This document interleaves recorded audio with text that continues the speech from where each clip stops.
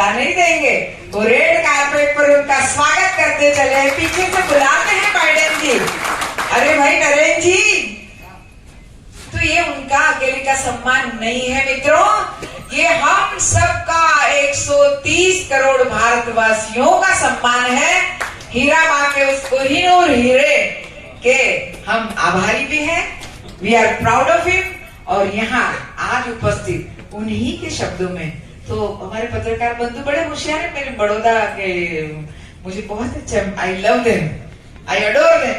तो बोले कि आपकी स्टाइल में बोलो और प्रचार की एक बात करो। तो उन्होंने बड़े अपने स्टाइल में कहा। और कल ऐसे ही एक बिहारी भाई ने मुझे कहा, सम्मानीय मंच का भी मैं आदर सम्मान करती हूँ। तो मैंने मीटिंग ले ली, उसके बाद मुझे रोका, जयवेन 2 मिनट मुझे दो। मैंने कहा जी बताइए, बुजुर्ग थे बैठे हुए थे, मैंने कहा बताइए, मैं कुछ कहना चाहता हूँ। वो है, और आज हमारे दिनेश जी हृदय की बात, आत्मा की आवाज सुनाने आए हैं। तो उनके और आपके बीच में मैं जरा भी नहीं रहूंगी। तो आपको वंदन अभिनंदन करते हुए मैं अपनी वाणी को विराम देती हूँ। धन्यवाद।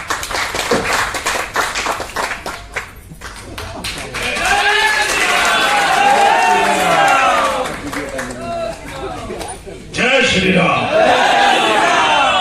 भारत माता की, भारत माता की।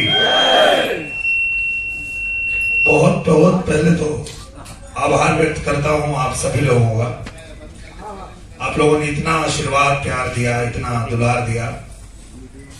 और मंच पे उपस्थित हमारी परम पूजनीय जया बहन जी, हमारे दीनानाथ जी, राजकुमार भैया, हमारे मिश्रा जी, उसमें हमारे जो पूजनीय प्रधानमंत्री जी हैं, चाहे वो मंच पे हो या कोई छोटा से छोटा कार्यकर्ता हो, हर किसी के मुंह से पहला वर्ड यही निकलता है, भारत माता की जय। उसके पीछे कारण है, मेरा छोटा सा बाबू भी बोल रहा है, भारत माता की जय। इसके पीछे एक बड़ा कारण है कि हम भारत माता की जय क्यों बोलते हैं। भारत हमारे लिए माता क्यों है? सिर्फ एक जमीन का टुकड़ा नहीं है, ये हमारे लिए मां है। उसके पीछे कारण ये है कि हम अपनी मां की सेवा में कभी कोई कमी नहीं रखते हैं। ये बात तो सही है, मानते हैं। हम बाकी किसी के लिए थोड़ा कम थोड़ा ज्यादा होता है, चलता है, पर मां के लिए जब बात आती है तो मां की सेवा करनी हो, मां की रक्षा करनी हो, हम पीछे नहीं हटते और जरा सी भी कमी नहीं करते। इसीलिए इसी उद्देश्य से हम सब ने इस भारत को अपनी मां की तरह समझा है, सदियों से समझा है। हमारे जो बड़े बुजुर्ग रहे, जो हमारे, तो हम सब जितने लोग यहाँ उपस्थित हैं उसी मां की सेवा के लिए ही उपस्थित हैं, क्योंकि उसी मां का एक सच्चा सपूत, भारत माता का सच्चा सपूत कह सकते हैं हमारे पूजनीय प्रधानमंत्री नरेंद्र मोदी जी को, जिन्होंने आज भारत का डंका पूरी दुनिया में बजा रखा है। ऐसे भारत माता के सपूत के नेतृत्व में आज हमारा भारत लगातार मजबूत हो रहा है, आगे बढ़ रहा है। कभी भारत को दुनिया के बाकी देशों की तरफ देखना पड़ता था सहायता के लिए, आज दुनिया भारत की तरफ देख रही है सहायता के लिए। ये जो काम करके दिखाया है वो इसी धरती के सपूत, इसी माटी के लाल भारत माता के सपूत नरेंद्र मोदी जी ने करके दिखाया है। और नरेंद्र मोदी जी कहते हैं, अभी मैं सुन रहा था, मैं उनको लगातार सुनता हूं, मैं उनको बहुत फॉलो करता हूं। बाकी लोग कहने में शर्माते होंगे, पर मैं गर्व से कहता हूं कि मैं मोदी भक्त हूं।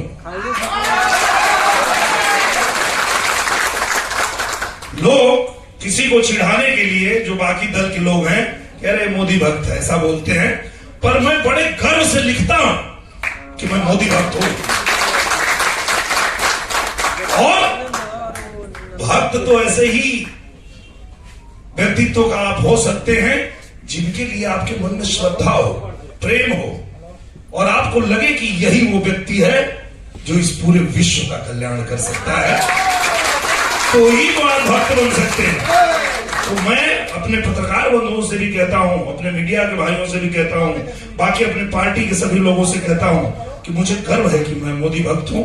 अभी जब मैं दिल्ली में मिला था, वो आप लोग भी देखते होंगे, वो किसी को पैर नहीं छूने देते हैं। मैं जब पैर छूने गया, बाकी लोग चले तो उन्होंने बोला कि नहीं रुको, ये दिनेश पागल है, सुनता नहीं है, इसको छूने दो। तो मैंने कहा कि मुझे हक है क्योंकि मैं भक्त हूं, और भक्त को तो पैर छूने दिया जाना चाहिए। बिल्कुल।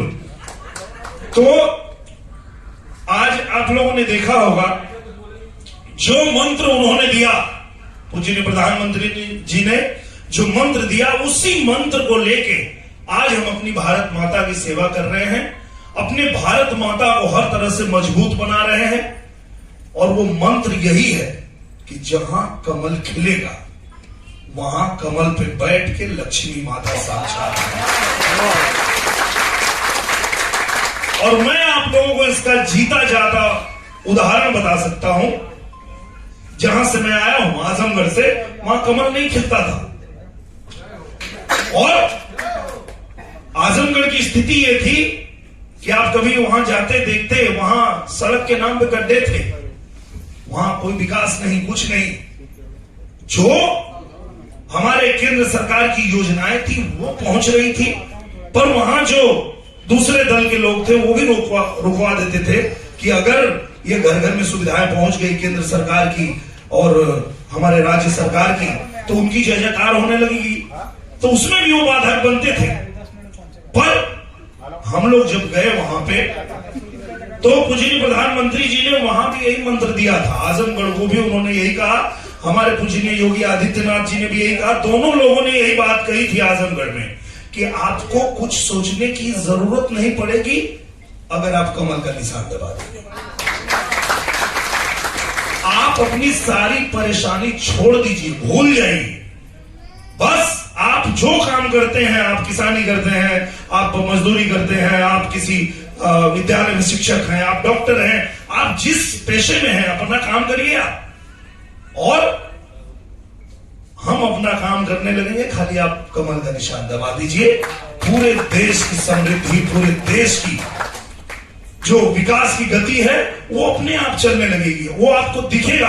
और ये हम देख रहे हैं 70 साल से। मैं बहन 70 साल से एक मांग थी आजमगढ़ की कि गोरक्षनाथ धाम से और काशी विश्वनाथ धाम के बीच में आजमगढ़ पड़ता है, तो उनका कहना था कि इसे सीधे अगर रेल लाइन से जोड़ दिया जाता तो हमें बनारस जाने के लिए, गोरखपुर जाने के लिए पूरा घूमना नहीं पड़ता। 70 साल से नहीं हुआ, लेकिन जैसे कमल खिला 3 महीने में हुआ। ये कमल का पावर है, ये कमल के निशान का पावर है कि जैसे कमल खिलता है, साक्षात लक्ष्मी माता कृपा बरसाना शुरू कर देती है। जैसे कमल खिला, आज आजमगढ़ में विश्वविद्यालय बन रहा है, अंतरराष्ट्रीय हवाई अड्डा बन रहा है। जहां एक छोटा सा हवाई अड्डा नहीं था, वहां अंतरराष्ट्रीय हवाई अड्डा बन रहा है। वहां की सड़कें चमक रही हैं, वहां के पुल बन रहे हैं, सब कुछ हो रहा है। मैं ये बात इसलिए कह रहा हूं कि इसमें मेरा कोई योगदान नहीं है, इसमें सिर्फ और सिर्फ उस कमल का योगदान है। वो जो कमल खिला है आजमगढ़ में, इसलिए वहां पे साक्षात लक्ष्मी मां की कृपा होने लगी है। तो बस वही वो मंत्र जो हम लोगों ने गुजरात से ही लिया था। हम लोग जब गुजरात आए थे, और मैं आप लोगों को बताता हूं कि मैं राजनीति में नहीं था, उसके पहले भी मैं गुजरात आता था। और यहाँ वडोदरा में भी, ये संस्कृत की नगरी है, साहित्यकारों की नगरी है, यहाँ हम फिल्म बनाने के लिए आया करते थे। हम फिल्म बनाते थे, आकर के शूटिंग करते थे जी।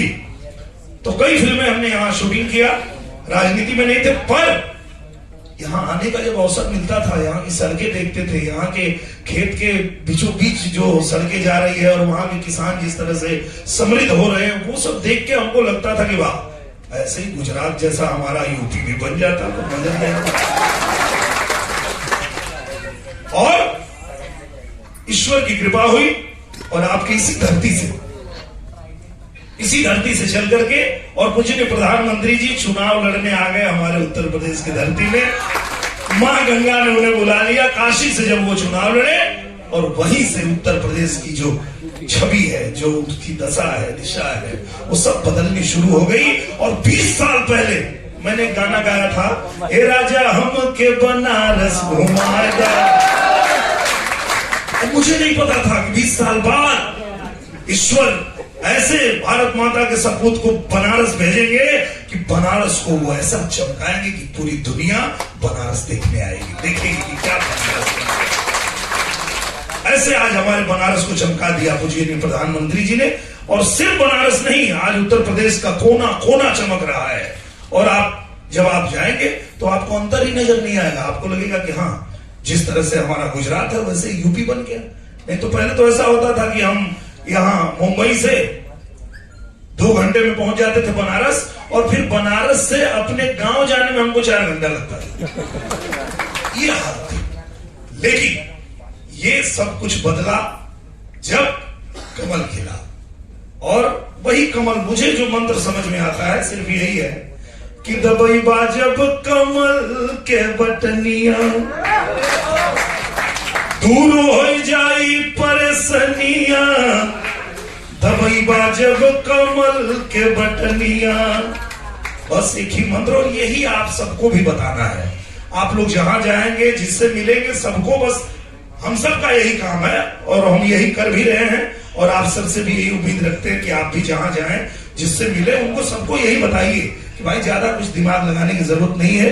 बस एक ही मंत्र है, कमल का निशान दबेगा, माँ लक्ष्मी ऐसे ही प्रसन्न हो जाएगी, और सुख समृद्धि आने में समय नहीं लगेगा। तो मैं आप सभी लोगों का एक बार दिल से बहुत आभार व्यक्त करता हूं। आप सबको बहुत धन्यवाद देता हूं, और अपने वाणी को देता हूं विराम। एक बार सब लोग बोल दीजिए, अच्छा, जय श्री राम। जैसा कि जया बहन जी ने कहा मोदी जी के बारे में, तो मैं मोदी जी के बारे में एक गाना बना रहा हूं, और मुझे लगता है कि आज उसकी 2 लाइनें सबसे पहले मैं यही सुना रहा हूं। 24 के चुनाव से पहले मोदी जी के लिए गाना मैं बनाऊंगा, क्योंकि इसके पहले 22 का चुनाव था तो मैंने योगी जी के लिए गाना बनाया था, और योगी जी वाला गाना खूब बजा और कई राज्यों में बजा। अब मोदी जी के लिए जो गाना हम लोग बनाएंगे, उसकी 2 लाइनें मैं यहीं से शुरू करता हूं कि मेरे मोदी जी के जैसा नेता नहीं हो, मेरे मोदी जी के जैसा नेता नहीं। अब तो ये दुनिया कहने लगी है, अब तो ये दुनिया कहने लगी है, कोई दुनिया में ऐसा बेटा नहीं, मोदी जी के जैसा नेता नहीं, मेरे मोदी जी के जैसा नेता नहीं। बहुत बहुत धन्यवाद।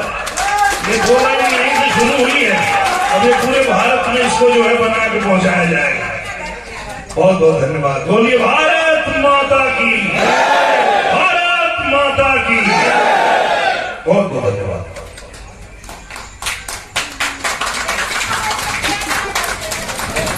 धन्यवाद। आप लोग बैठिए, भोजन की व्यवस्था है, अभी बहुत सारा ये है। अब एक माननीय अपना स्थान ग्रहण करें।